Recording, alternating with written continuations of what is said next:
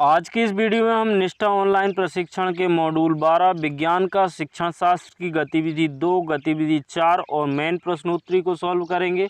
तो यदि आप भी इस प्रश्नोत्तरी को सॉल्व करना चाहते हैं तो आप वीडियो को बिना स्किप किए हुए पूरा ज़रूर देखिएगा। तो चलिए दोस्तों, वीडियो को स्टार्ट करते हैं। एक छोटे से इंट्रो के बाद आप बने रहिए वीडियो के अंत तक। Hello everyone, welcome back to my channel new tech Hindi. दोस्तों, यदि आपने अभी तक हमारे चैनल को सब्सक्राइब नहीं किया है तो नीचे दिख रहे सब्सक्राइब बटन को दबाकर हमारे चैनल को सब्सक्राइब कर लीजिए और बाजू में दिख रहे नोटिफिकेशन बेल को दबाकर ऑल नोटिफिकेशन बेल को ऑन कर लीजिए ताकि इसी तरह की लेटेस्ट वीडियो का नोटिफिकेशन आपको सबसे पहले प्राप्त हो सके। वीडियो पसंद आए तो वीडियो को लाइक करें और अपने सभी मित्रों को शेयर करना ना भूलें। तो चलिए स्टार्ट करते हैं। तो सबसे पहले हम गतिविधि 2 अपनी समझ की जांच करें को सॉल्व करेंगे। तो यहाँ पर हमको सत्य और असत्य बताना है, तो हम आगे बढ़े पर क्लिक करेंगे। तो इसका जो पहला प्रश्न है वो हमारी स्क्रीन पर आ चुका है। यह छात्रों और शिक्षकों के समय और प्रयास को नहीं बचाता। तो यहाँ पर ये जो कथन है दोस्तों असत्य है, तो हम यहाँ असत्य सिलेक्ट करेंगे और आगे बढ़ेंगे। यह सभी छात्रों को आसानी से दिखाई देता है और चर्चा के बिंदु को याद करने का लगभग कोई मौका नहीं देता है। ये कथन भी दोस्तों असत्य है, तो यहाँ हम असत्य सिलेक्ट करेंगे और आगे बढ़ेंगे। यह एक अवधारणा या एक सिद्धांत को दर्शाता है, तो ये सत्य है, तो हम यहाँ सत्य को सिलेक्ट करेंगे और आगे बढ़ेंगे। इसमें एक सक्रिय छात्र भागीदारी होती है, तो दोस्तों ये कथन असत्य है, तो हम यहाँ पर असत्य सिलेक्ट करेंगे और आगे बढ़ेंगे। इसके बाद जो नेक्स्ट प्रश्न है, यह छात्रों में विचारधारा का आरंभ करता है। तो यहाँ पर ये कथन दोस्तों सत्य है, तो हम यहाँ सत्य सिलेक्ट करेंगे और आगे बढ़ेंगे। तो यहाँ पे देखिए इस प्रश्नोत्तरी में 5 क्वेश्चन थे, पाँचों हमने यहाँ पे सॉल्व कर लिए। अब हम यहाँ सबमिट पे क्लिक करेंगे तो जो हमारा स्कोर है वो आ चुका है 5 में से 5। अब चलिए हम चलते हैं गतिविधि 4 की ओर। गतिविधि 4 अपनी समझ की पड़ताल करें। यहाँ पे हमको आघात वर्धनीय और वे वस्तुएं जो आघात वर्धनीय नहीं हैं को चुनना है। तो यहाँ पे चलिए हम आगे बढ़ते हैं। तो जो इसका पहला प्रश्न है वो हमारी स्क्रीन पर आ चुका है। बोतल और किताब, यहाँ पे 2 विकल्प हैं, आघात वर्धनीय वस्तुएं हैं या आघात वर्धनीय वस्तुएं नहीं हैं। तो दोस्तों बोतल और किताब आघात वर्धनीय वस्तुएं नहीं हैं, तो हम यहाँ पे दूसरे विकल्प को सिलेक्ट करेंगे और आगे बढ़ेंगे। कागज़ का टुकड़ा, तो दोस्तों कागज़ का टुकड़ा भी आघात वर्धनीय वस्तुएं नहीं हैं, तो हम यहाँ पे दूसरे विकल्प को सिलेक्ट करेंगे और आगे बढ़ेंगे। इसी तरह यहाँ पे जो तीसरा प्रश्न है, कपड़े का टुकड़ा, हमें बताना है कि आघात वर्धनीय वस्तुएं हैं या नहीं हैं। तो यहाँ पे हम दूसरे विकल्प को सिलेक्ट करेंगे, मतलब आघात वर्धनीय वस्तुएं नहीं हैं। इसके बाद तांबे का तार, तो ये दोस्तों आघात वर्धनीय वस्तुएं हैं, तो हम यहाँ पहले विकल्प को सिलेक्ट करेंगे और आगे बढ़ेंगे। लोहे की चाबी, तो दोस्तों ये भी आघात वर्धनीय वस्तुएं हैं, तो हम यहाँ पे दूसरे विकल्प को सिलेक्ट करेंगे और आगे बढ़ेंगे। इसके बाद जो एल्युमिनियम का टुकड़ा, तो दोस्तों ये भी आघात वर्धनीय वस्तुएं हैं, यानी कि हम पहले विकल्प को सिलेक्ट करेंगे और आगे बढ़ेंगे। तो इस प्रश्नोत्तरी में टोटल 6 क्वेश्चन थे और हमने सभी 6 क्वेश्चन के आंसर किए। अब हम यहाँ पे सबमिट पे क्लिक करेंगे तो जो हमारा स्कोर है वो हमारे सामने आ चुका है 6 में से 6। अब चलिए हम चलते हैं अपनी मेन प्रश्नोत्तरी की ओर। दोस्तों निष्ठा ऑनलाइन प्रशिक्षण के सभी मॉड्यूल जो हो चुके हैं और जो चल रहे हैं उन सभी की गतिविधि और मेन प्रश्नोत्तरी की वीडियो हमारे चैनल पर उपलब्ध हैं, और जो मॉड्यूल आगे आने वाले हैं उन सभी की प्रश्नोत्तरी की वीडियो हमारे चैनल पर समय समय पर आपको प्राप्त होती रहेगी। तो यदि आपने अभी तक हमारे चैनल को सब्सक्राइब नहीं किया तो चैनल को सब्सक्राइब करके ऑल नोटिफिकेशन बेल को ज़रूर ऑन कर लें ताकि सभी वीडियो का नोटिफिकेशन आपको मिल सके। तो हमने निष्ठा ऑनलाइन प्रशिक्षण के मॉड्यूल 12 विज्ञान का शिक्षण शास्त्र की मेन प्रश्नोत्तरी को ओपन कर लिया है और इसका जो पहला प्रश्न है वो हमारी स्क्रीन पर है। शिक्षक ने शिक्षार्थियों को हर्बल उद्यान में अपनी ऊंचाई का उपयोग करते हुए पौधों की तुलनात्मक लंबाई मापकर तथा धागे का उपयोग करते हुए और पौधे के तने की सतह को छूते हुए मोटाई मापकर डेटा का संग्रह करने के लिए एक गतिविधि में शामिल करते हैं।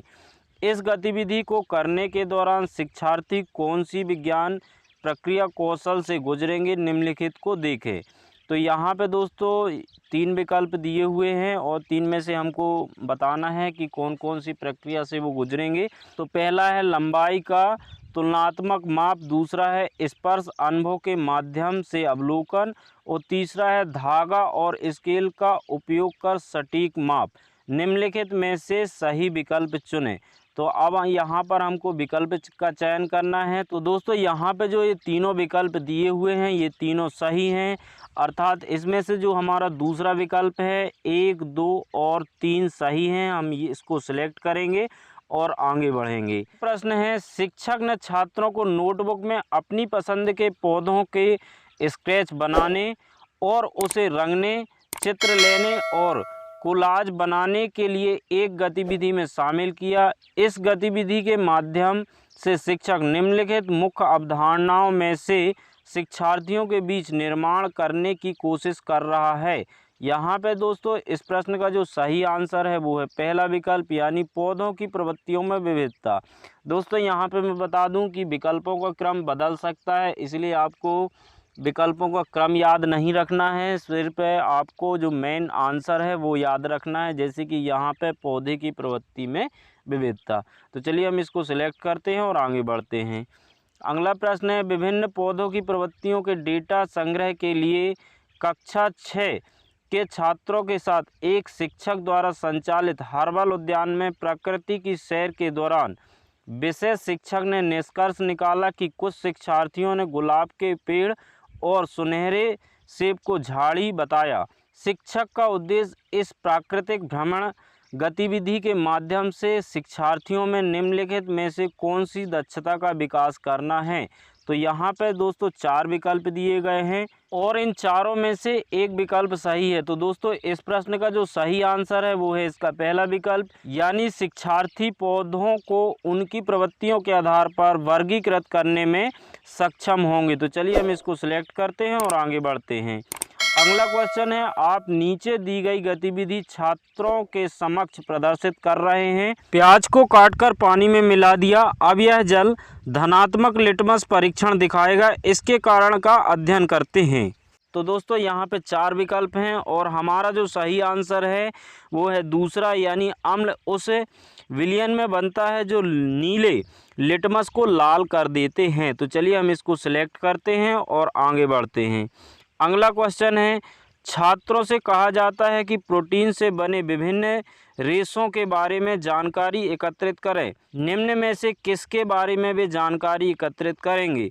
तो दोस्तों यहाँ पे 4 विकल्प हैं, सूती, रेयॉन, प्लास्टर और रेशम। तो दोस्तों इस प्रश्न का जो सही आंसर है वो है इसका चौथा विकल्प, यानी रेशम। तो चलिए हम रेशम को सिलेक्ट करते हैं और आगे बढ़ते हैं।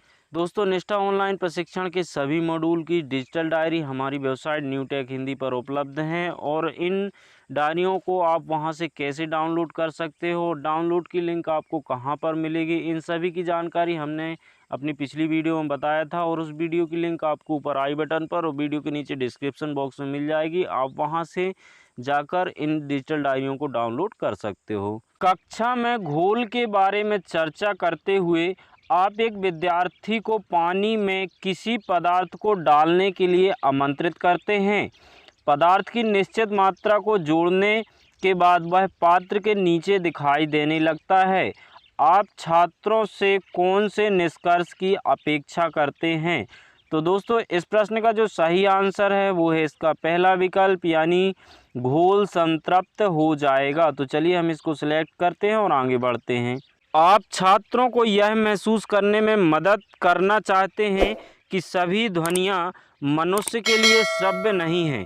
आपकी राय में इसकी सबसे प्रभावी कार्यनीति क्या हो सकती है। इसके जो 4 विकल्प हैं, पहला है प्रश्नोत्तरी, दूसरा है रोल प्ले, तीसरा है परियोजना और चौथा है स्थानीय दौरा। तो दोस्तों इस प्रश्न का जो सही आंसर है वो है तीसरा, यानी परियोजना। तो चलिए हम परियोजना को सिलेक्ट करते हैं और आगे बढ़ते हैं।